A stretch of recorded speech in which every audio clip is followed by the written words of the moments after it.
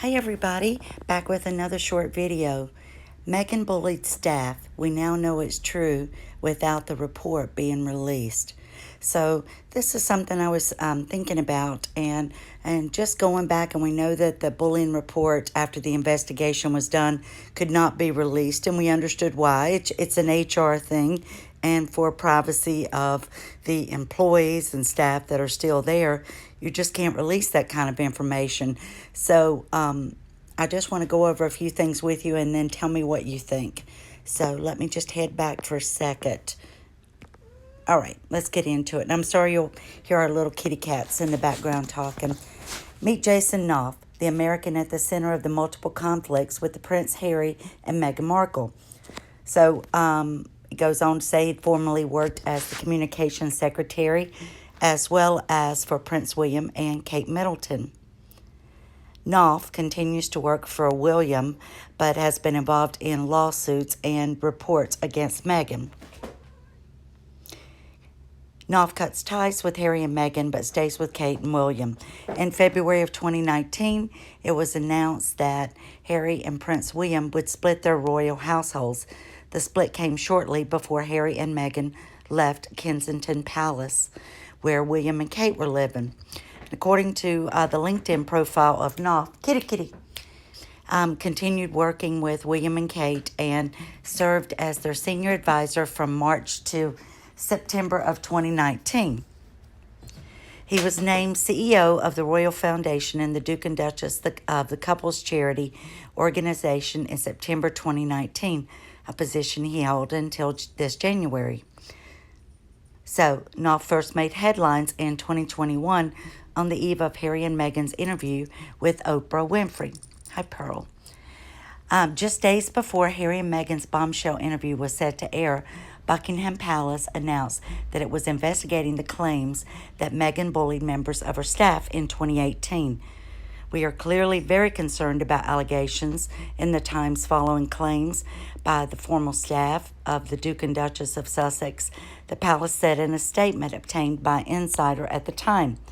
So we know the investigation was launched and that there was a formal complaint made by Jason Knopf about bullying that he had witnessed that was toward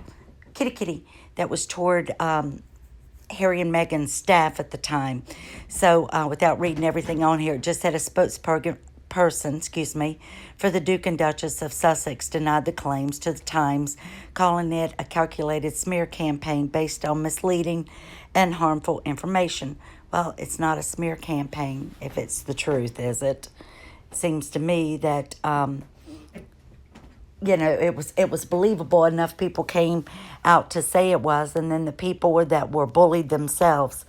So in June 2022, Buckingham Palace announced it would not publish the findings. Again, we understand that. And then sources told U.S. Weekly that Meghan and Harry were disappointed the results from the inquiry wouldn't be made public. Well, of course they are, because they would want to bring lawsuits against them, personally attack them, and those people don't have the kind of money to be able to, pay $300,000, $400,000, $500,000 up front for attorneys to have Harry and Meghan drag them into court, and they would have done that, until it just bankrupted them. So in episode, I'm sorry, our cat is really acting up. He's come here, silly. Take a Mel. All right. In episode 6 of Harry and Meghan's documentary, the couple discusses Meghan's lawsuit against the Associated newspaper for publishing a private letter that she wrote to her father. So you all remember that. And she won that and won $1, but because more than 10% of the letter was published that her father had given the newspaper. But anyway, so Meghan won that initial case, but Associated Newspapers appealed. During the appeal, Knopf voluntarily provided a witness statement that included a text message Meghan had sent him regarding a draft of the letter. So what this goes to show is that Meghan was trying to act like that the letter was never meant to be public, that it was private, when she had passed it around to several people, including Jason Knopf, to see what he thought about it, because it was told that the royal family was upset that Meghan wasn't working things out with her family, and they had suggested to contact him or even write a letter. So I guess this was her way of trying to appease them, and by writing the letter. But the letter turned out to be very nasty and only alienated her father more, and was basically saying she was done with him. So anyway, he provided evidence, and even Meghan's attorneys said, well, he had signed a non-disclosure agreement, and that William and them would have had to give him their permission for him to talk. Well, I don't know if an NDA will hold up in court when you're being instructed to give information and testify, because you witnessed the letter that Meghan was writing. She asked his opinion on it, and he knew that other people had seen it as well, so it wasn't a private letter. So I think if you're having to go to court and testify, I think that the NDA is kind of null and void for that, for those types of reasons. But anyway, going on, Jenny Affia, who was the couple's lawyer in the case, I think she worked for Schillings, said during the docuseries that there was no way Knopf could have provided a witness statement in the case without the authority of his bosses, clearly referring to Prince William. Well, again, I think the court overrides that, and I'm sure William and them would have said, if you have evidence or if you're called to court, you just tell the truth, it has nothing to do with an NDA. So in another scene, Meghan and Mandela, the couple's friend, I think she was one of the directors or helped with the docuseries, discussed how the tabloids were presenting Knopf as a former aide to the Duke and Duchess of Sussex rather than current employee of William and Kate. Well, he did work for them until they left, and then those people had to be put in other positions or were let go. So why does that matter who he was working for? Of course, they know it that they weren't working for them once they had left.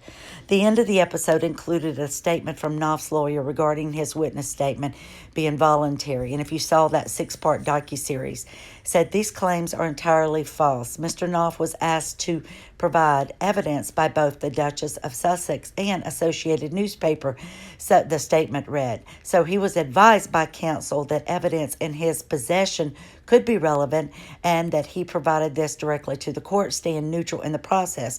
So they're saying he wasn't taking sides with the newspaper, wasn't taking sides with Harry and Meghan. He was just there to tell the truth about what happened. And that just infuriated Meghan that he could do it. And then you'll know the other court case where things came into play where she said she didn't have anything to do with finding freedom, and he was able to provide the emails.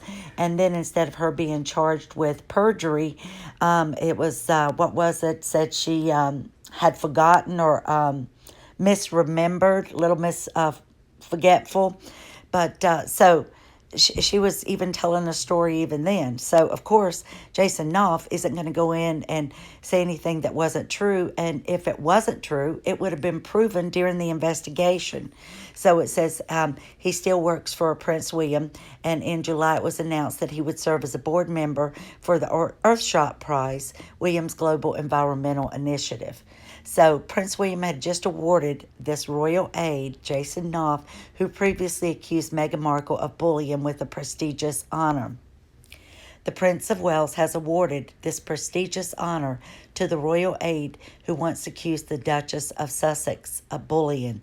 Jason Knopf, the former CEO of Prince William and Kate Middleton's charitable foundation, was made a lieutenant of the Royal Victorian Order.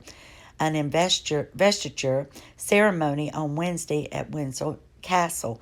Knopf was included in King Charles's first New Year's honors list in December of 2022, as People reported at the time. But William was the one to award the royal aide with the honor, presenting him with a medal at Wednesday's ceremony, as photos published by the Mirror show. So this is him talking to him, and he's just pinned the medal on him. And again, and this is actually when he's pinning it on. But what I want to do is ask you a question. So if Jason Knopf wasn't believed by the royal family to be telling the truth about the bullying claims about Meghan, do you think that they would have been awarding him with this honor? No. This proves the outcome of the investigation was true and that Meghan bullied her staff. They would not have given him this honor, this great honor, if he hadn't been loyal, faithful, truthful, a man of integrity, a man that they respected. So even though he spoke out and reported something that was against the royal family, they still awarded him this honor because what he did was truthful, and he stuck up for the other staff members that were too afraid to speak out. So remember, going back, Palace probes claims Meghan bullied staff.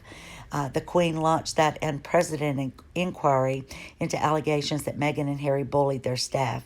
So devastating claims that the Duchess of Sussex inflicted emotional cruelty on aides and drove them out were very, very concerning. Buckingham Palace said Harry and his wife were both also labeled outrageous bullies.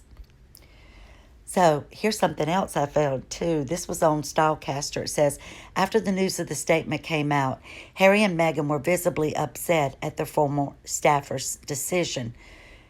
Let me deal with it, Harry said. It's your brother, Meghan responded. So Harry's saying, let me deal with it. And he's telling Jason, I'll take care of this. Don't say anything. But then Meghan says, well, this is your brother. And I'm not going to say anything about your brother, but it's so obvious. This is why I think Meghan launched this hate campaign. One of the reasons why she did against the royal family, but so much so toward William and Catherine, because she feels like he's at the heart of this bullying thing. But no, this was his staff that was reporting this, and the staff was working for both Harry and Meghan and William and Catherine at the time.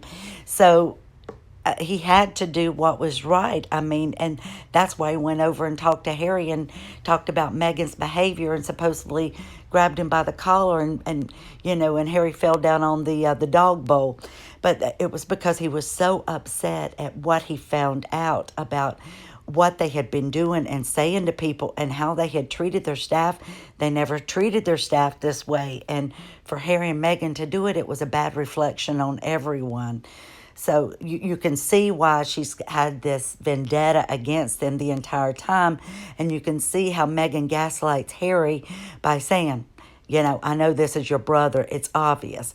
And that's why she was out to get him anyway. So we don't have to have the findings of that investigation, because everything that's happened since then, and by Jason Knopf getting this award and being so highly respected, it shows that he was telling the truth.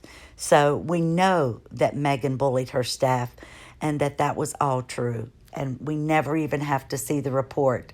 And you'll remember that when this came out, then Meghan and Harry did the Oprah interview, and then the response was from the Queen, recollections may vary. She knew that this wasn't true. She knew that Harry and Meghan were not being truthful. She knew exactly what had happened. She was conducting an investigation. She was being informed of what Harry and Meghan did. And she knew exactly what was going on. So what could she say? Recollections may vary. But anyway, tell me what you think. I believe that this is 100% true. I always believed it. But for naysayers, I think this is something that they could take into account and say, yeah, I think that it was true. But anyway, have a great day, everyone, and I'll see you in the next video.